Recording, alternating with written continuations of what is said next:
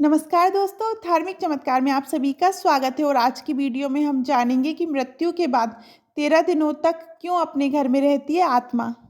जिस तरह जीवन एक सत्य है, ठीक प्रत्येक व्यक्ति को ये भी भली-भांति पता है कि मृत्यु भी एक ऐसा सत्य है जिसे कोई जितना मर्जी झुठला ले, परंतु इसे बदला नहीं जा सकता। कहने का अर्थ है जिसने इस पृथ्वी पर जन्म लिया है उसे एक न एक दिन अपने प्राणों की आहुति देनी पड़ती है। इस बारे में हम में से बहुत से लोगों ने कई बार अपने बुजुर्गों से कहते सुना होगा कि मृत्यु के बाद मनुष्य शरीर की आत्मा 13 दिनों तक अपने घर में रहती है। मगर ऐसा क्यों? इस बारे में क्या किसी ने सोचा है? अगर नहीं तो चलिए आज हम आपको इससे संबंधित जानकारी बताते हैं और जानते हैं आखिर क्यों मृतक शरीर की आत्मा 13 दिनों तक अपने ही घर में भटकती रहती है। साथ ही ये भी बताएंगे कि 13 दिनों तक मृतक के नाम का पिंडदान क्यों किया जाता है। बता दें कि गरुड़ पुराण में इस बारे में विस्तार से बताया गया है। गरुड़ पुराण में बताया गया है कि जब किसी व्यक्ति की मृत्यु होती है तो यमराज के यमदूत उसे अपने साथ यमलोक ले जाते हैं। यहाँ उसके अच्छे और बुरे कर्मों का हिसाब होता है और फिर 24 घंटे के अंदर यमदूत उस प्राणी की आत्मा को वापस घर छोड़ जाते हैं। यमदूत के द्वारा आत्मा को वापस छोड़ जाने के बाद मृतक की आत्मा अपने परिजनों के बीच भटकती रहती है और अपने परिजनों को पुकारती रहती है, लेकिन उसकी आवाज़ को कोई नहीं सुन पाता। ये देखकर मृत व्यक्ति की आत्मा बेचैन हो जाती है और जोर जोर से चिल्लाने लगती है। इसके बाद आत्मा अपने शरीर के अंदर प्रवेश करने की कोशिश करती है, लेकिन यमदूत के पास बंदिश होने के कारण वह मृत शरीर में प्रवेश नहीं कर पाती। इसके अलावा गरुड़ पुराण की माने तो जब यमदूत आत्मा को उसके परिजनों के पास छोड़ जाती है तो उस समय उस आत्मा में इतना बल नहीं होता कि वो यमलोक की यात्रा तय कर पाए।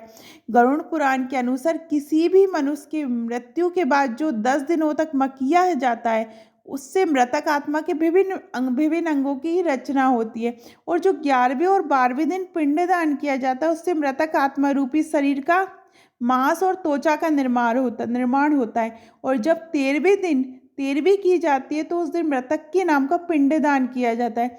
उसी से ही वो यमलोक तक की यात्रा तय करते हैं। अर्थात मृत्यु के बाद मृतक के नाम का जो पिंडदान किया जाता है उसी से ही आत्माओं को मृत लोक से यमलोक तक यात्रा करने का बल मिलता है। इसलिए गरुड़ पुराण में बताया गया है कि जब किसी मनुष्य की मृत्यु हो जाती है तो उसकी आत्मा 13 दिनों तक अपने परिजनों के पास घर में भटकती रहती है और उसके बाद आत्मा मृत लोक से यमलोक की ओर निकल पड़ती है, जिसे पूरा करने के लिए उसे 12 महीने यानी कि 1 साल तक का वक्त लगता है। इतना ही नहीं, मान्यता के अनुसार 13 दिनों तक मृतक के नाम का किया गया पिंडदान उसके 1 वर्ष के भोजन के समान होता है।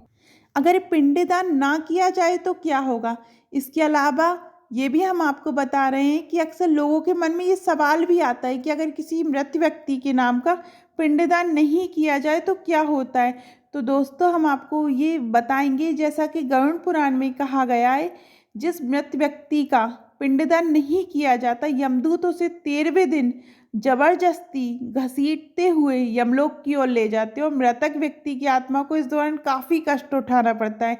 इसलिए हिंदू धर्म में मनुष्य की मृत्यु के बाद 13 दिनों तक पिंडदान करना आवश्यक माना गया है। इसके अलावा आपको बता दें कि 13वें दिन परिजनों के द्वारा मृतक व्यक्ति के नाम का जो भोज करवाया जाता है, अगर वह कर्ज लेकर किया जाए तो मृत व्यक्ति की आत्मा को शांति नहीं मिलती। इतना ही नहीं, गरुड़ पुराण में ये भी बताया गया है कि जो भी व्यक्ति जीवित रहते हुए अच्छे कर्म करता है, मृत्यु के बाद उसकी आत्मा को यात्रा के दौरान यमदूत कोई कष्ट नहीं देते और जो व्यक्ति बुरे कर्म करते हैं उसकी आत्मा को यमदूत यात्रा के दौरान कई यातनाएं देते हैं और आत्मा को कई कष्ट भोगने पड़ते हैं।